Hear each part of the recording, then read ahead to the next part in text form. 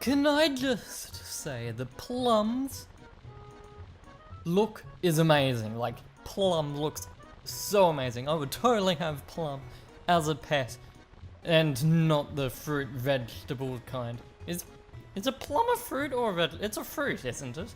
I don't know. Anyway, hey there everybody, welcome back to The Legend of Zelda Twilight Princess HD. In the last episode, we played some mini-games with this guy and some other ones near the fishing hole. Roll girl is the worst. But we also managed to get a bigger quiver that can hold 60 arrows. Very nice. And then we finished off by heading up to that tower, collecting the memo that the memo that Oru gave me, and I'm to give it to Fire. So let's do that right away, getting straight into it. From old Oru, huh? Oh, well, I guess I ought to do what the old coot says. Oasis flight, right. So here you go. One of our secret options not available to the general public. This time's all paid for, so what do you say? You want to go? Let's go! Alrighty then, but remember, we have to pay from now on, and it is more expensive than the standard flight, but the Oasis flight will launch us in a different direction this time. Of course, you guys know what we're doing. We are making our way to Gerudo Desert in search of the Mirror of Twilight. So, let's be on our way then.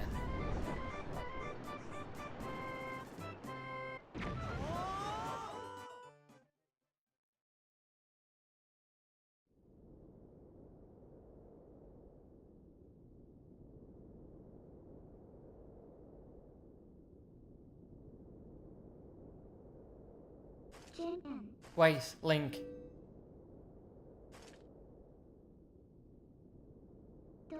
Before we go on, there's something I want you to hear.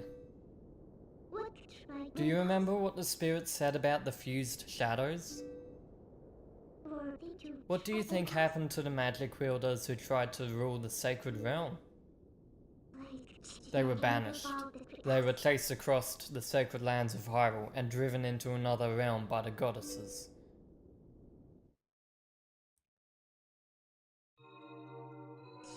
It was another world entirely, the antithesis of Hyrule, where the sun shines bright.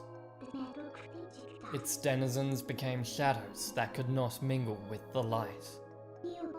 Eventually, most came to call it the Twilight Realm, and from it, none could return to the world of light. They were forever doomed to live in the twilight, flitting in the half-light of dusk, mere shadows of Hyrule.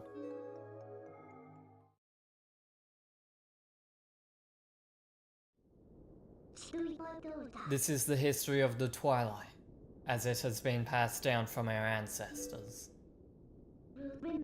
Do you now understand what I am? I'm a descendant of the tribe that was banished to the Twilight Realm.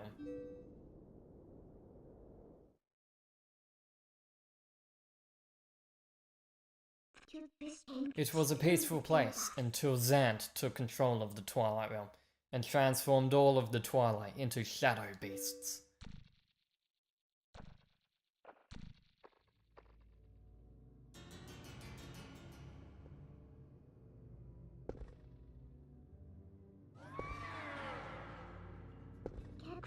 It's clear to me now that he somehow gained a great evil power, previously unknown to our tribe. In any case, I was sent from there, and could no longer get into the Twilight Realm without his power.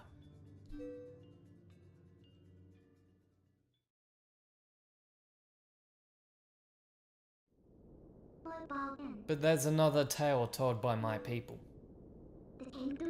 Though the goddesses forbade us to return to the world of light, they left one link between the light and the darkness. Something called the Mirror of Twilight was passed to the protectors of Hyrule. It's our only path to the Twilight Realm, and we must get there. You'll come with me, won't you?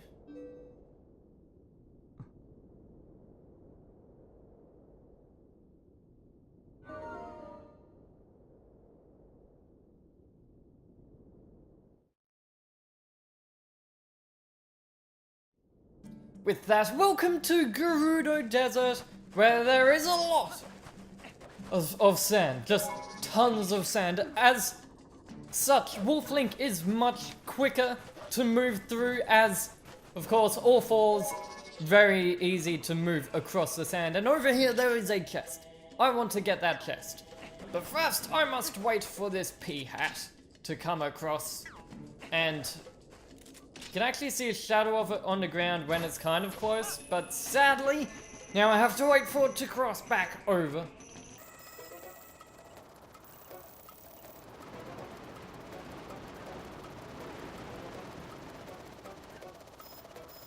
Almost there! Come on, and we made it! Now, as you might have seen in that little bit sped up, I did miss a chest over there, but don't worry, I will grab it later. It's probably just another red rupee or something silly like that. It's not too worth getting, but don't forget it, because I will not forget it, because that's a very bad habit. Anyway, if you look in the... Actually, no, you can see it right now. Up there is a giant stone pillar up there that I want to go. That is our destination right now. Except, Link, can you stop looking at those weird leech things? And got some arrows! Don't think we needed arrows, but maybe we did. I don't know. So, as we are making our way over towards this stone pillar, I want to head down into one of these two little crevices, ravines, I don't know, ditches. Let's call them a ditch. Here we go. One of these contains a golden bug. This is the dayfly, female version of course. The other one is a bit further to the south and west, sort of. It's over there, guys. Like, behind where that owl statue is. Anyway, if I head up here, I recommend you head up here before you do anything else, guys. Also, you can lock onto these things. Makes it much easier to aim. And I'm gonna let go and transform back into a wolf, as when I approach this, we have some shadow beasts to deal with. And of course, we really want a portal over in Gerudo Desert so we don't have to take the Oasis flight every time. Anyway, come on, can I get all three? This might work, come on! Yes! It's actually pretty hard to do that because of those little rock ledges coming out. And it is quite a small arena, like the little fence, like the fence things are very close. Anyway, the reason why I want to come up here is because this right here, this might not look too familiar, it's just a giant stone pillar. However, we can warp it. So if I warp that to the Bridge of Eldon, you've probably guessed it already. This is that piece of the Bridge of Eldon that was taken away. So we shall now return it to its rightful place. And get a nice view of Gerudo Desert in the process.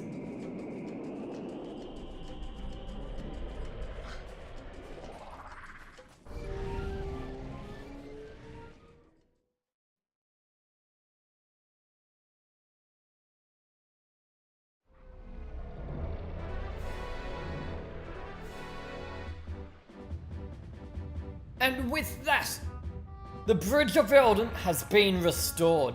We can now warp here as opposed to me not going, hey, there's no bridge. We can now warp here and explore the nearby areas, of which there are quite a lot of bonuses. But we don't care right now because we are exploring the Gerudo Desert, so let's head right back to Gerudo Mesa, which is just the name for like the whole big desert area. Don't know why it's called that, but after we warp that piece of the bridge, this little cave will appear. I'm not ready to go in there, and neither are you guys, trust me, unless you're like at the end of the game. That is what is known as the Cave of Ordeals, and that cave is basically a gauntlet. It's a whole bunch of challenges, challenging fights and all of that. 50 floors of it, I believe, and we don't actually have all the necessary items to even make it through all those floors. as although we can make it down through the top 10 floors, the game will then go, hey, you need an item to get any further. Plus, I will die a lot. There are some very tough enemies in there that we haven't seen yet. Anyway, as I'm slowly waiting for this pea-hat to take us over this little bottomless pit, the sun is sinking, which means the Poes are about to come out. And Gerudo Desert has quite a lot of Poes. I'm wasting my time by turning into Wolflink, as Wolflink cannot open up these bigger chests. Thankfully, we will automatically transform. And we get a stamp for that. Very nice. And I need to lock onto you again so I can get back down.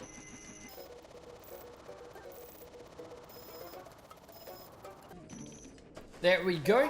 And as I head over this way, I'm gonna stay on this upper ledge and avoid these weird leech things. They are known as Moldorms, I think. Or mini Moldorms or something. There are some bigger ones as well, not that much bigger. Pull out my bow as if I shoot these guys. Oh! Headshot! First try. Now we'll have a... The reason why I'm shooting these guys from far off... There we go, very nice. In the shoulder, I think that one was. But it kills him! Anyway. There are some down here that I... did I get one of them? Okay, one of them's coming after me. Once they notice that their little friends are being taken care of, these guys will come after us. Stay. There we go. And I want to take care of those guys in particular because that lets us ride one of these things. This is called a bow, I believe. Something along those lines. And you can charge with it. It is very hard to control. However, it will knock down any barricades or anything like that. However, you need to be charging for it to do so. And if I knock down that one, that's all the ones, like those two towers are the ones with chests, I believe.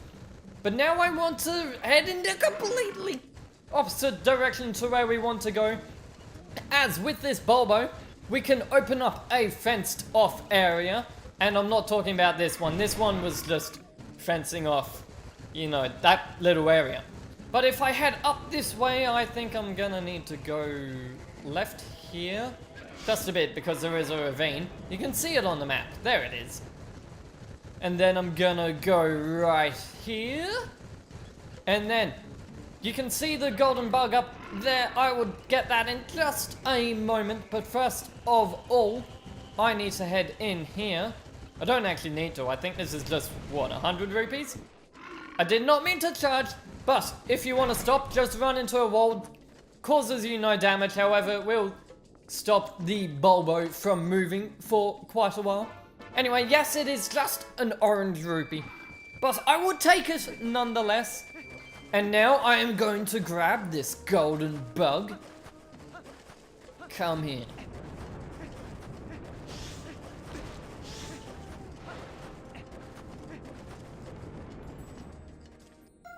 You caught the male dayfly.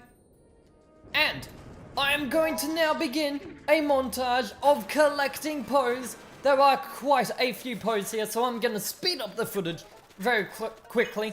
The first location is where we landed. Well, right after I get this chest, that is.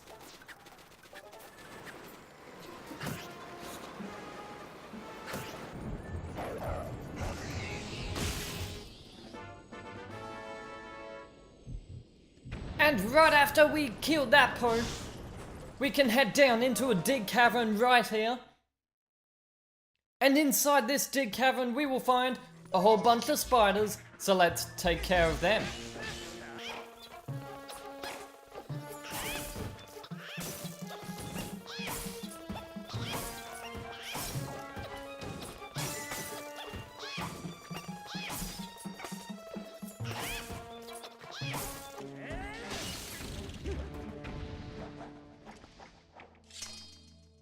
Very nice, Link.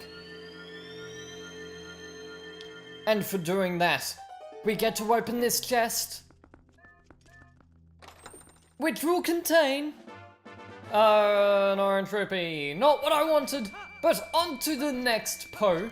First of all, we need to get out of here.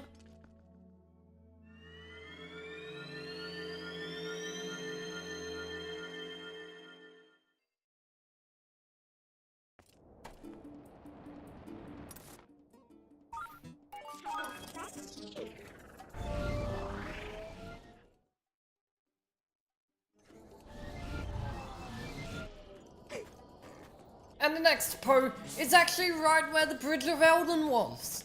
Fancy that. So warping here is obviously the best way to get to this one. Take care of you, and that will give us yet another Po soul. I don't know how many we've got so far, but now I'm gonna head back over towards that Bulblin camp. Sort of, not really. I'm gonna head over to the left.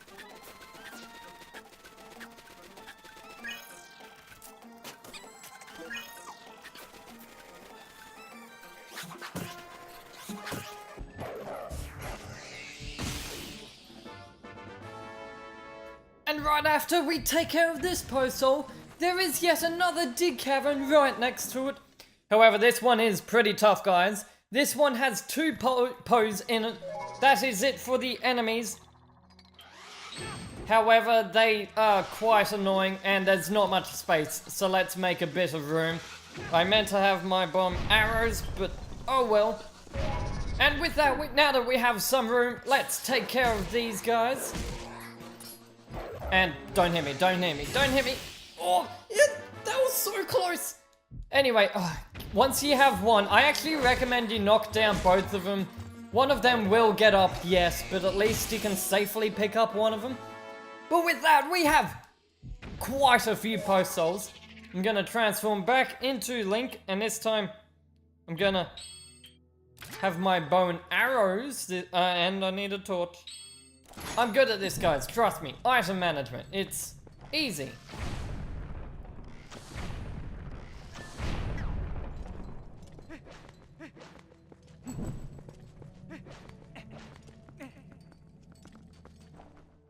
Whoop. Hitting the wrong button, but that's okay, as lighting up all three torches does reveal this chest, which will give us, if you give me a collectible, that'd be great. It gives us a stamp, Midna. Aww. But it gives us a stamp nonetheless. Very nice. 3 collectibles in one dig cavern alone. On top of the Po that was right outside it. And as you could have seen a little bit in that sped up footage, you can see the Po's from quite a distance away if you just turn your sensors on. But there's only one more Po sort of flying around, hovering about in Gerudo Desert. I'm hoping I can make it there, but there are some other dig caverns I kind of want to go see first as well. Right after I get these chests, of course. And you'll notice, even though quite a few of the fences are back, including this one, some of them, including those 2 towers that had the chests, remain gone. I believe the things that despawn and do not respawn are simply the ones that might block you from getting something. So that'd be like the fence we destroyed over there. Oh no, that one's back too. I guess it was just those 2 towers with the things. Anyway, I want to head over here, and you might have just glimpsed the Po off in the distance there anyway. And this will give me a very nice... I need to... Alright. Okay, you can't do back... I'm just going in circles. There we go. You cannot actually do backflips off the Bulbos like you can from Epona. That's why I accidentally dashed there. That gives me a red rupee. Very nice. Oh, looks like the sun's rising. Oh, I don't know. Do I go for... I'm going for it, guys. I'm going for it. There is something over here that I want to get as well. I think I'm gonna have to run it. Don't run into this wall. Ah, come on. Get up, get up, get up, get up, get up. Come on.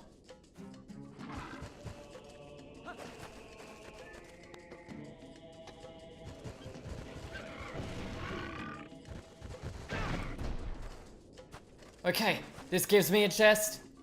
Open this, and I get a red rupee. Not what I want, but I'm showing off all the chests. Anyway, I don't need you anymore. There's also a dig cavern all the way over here. I'm really pushing it. The moon's getting quite low, and as it gets low, it speeds up and just disappears, and that's Poe's gone. Come on, come on, come on. I am... Okay, so this... I usually cut this... This is not where the dig cavern is. I'm usually stupid to do this, but I usually cut it all very tight, and I don't know where it is. What? Where is it? Where's the dig cavern? I know there's a dig cavern around here. Come on. Nah, that's daytime. No! Well, as I'm searching for this dig cavern, maybe it's here? Ah, here it is. Right over here. If I dig down here.